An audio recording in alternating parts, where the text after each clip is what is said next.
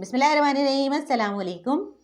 حیران کن بات یہ ہے کہ پاکستان میں اسلام اتنا زیادہ ہے کہ میڈیسن کمپنیاں کمیشن کی دوائی لکھنے پر ڈاکٹروں کو عمرے کا ویزا اور ٹکٹ دیتے ہیں اور ڈاکٹر صاحبان بھی ثواب کے لیے چلے جاتے ہیں۔ جاپان ایٹم بم کھا کر بھی ترقی کر گیا، پاکستان ایٹم بم بنا کر بھی مقروض ہو گیا۔ ترقی بم سے نہیں، انصاف، سوچ، محنت اور تعلیم سے ہوتی ہے۔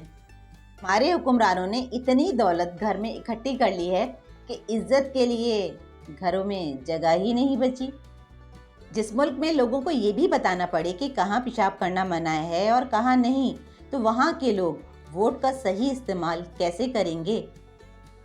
پوری دنیا میں کچرے سے بجلی بنتی ہے، واحد پاکستان ہے جس میں کچرے سے حکومت بنتی ہے۔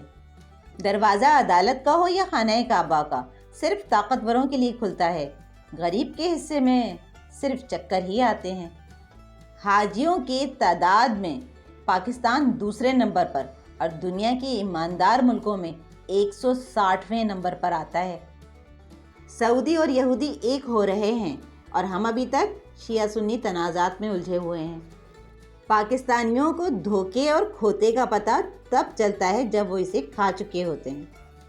دنیا بھر میں سوال اٹھایا جاتا ہے تو اس کا جواب ڈھونڈا جاتا ہے، جبکہ پاکستان میں سوال کرنے والے کو ڈھونڈا جاتا ہے پھر اٹھایا جاتا ہے۔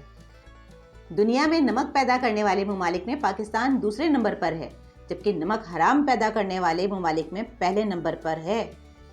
ملک کی حفاظت کا پتہ تو نہیں، لیکن چوروں کی حفاظت یقیناً مضبوط ہاتھوں میں ہے۔ پاکستان بڑا عظیم ملک ہے، یہاں یونیورسٹی سے نکلے لوگ رکشے چلاتے ہیں جبکہ جیل سے نکلے لوگ ملک چلا رہے ہیں۔ پاکستان میں کھانے کا ادب صرف سربراہوں اور وزیروں کو آتا ہے، وہ خاموشی سے کھاتے ہیں۔ ریاست ماں ہوتی ہے لیکن امیر کی سگی اور غریب کی سوتیلی۔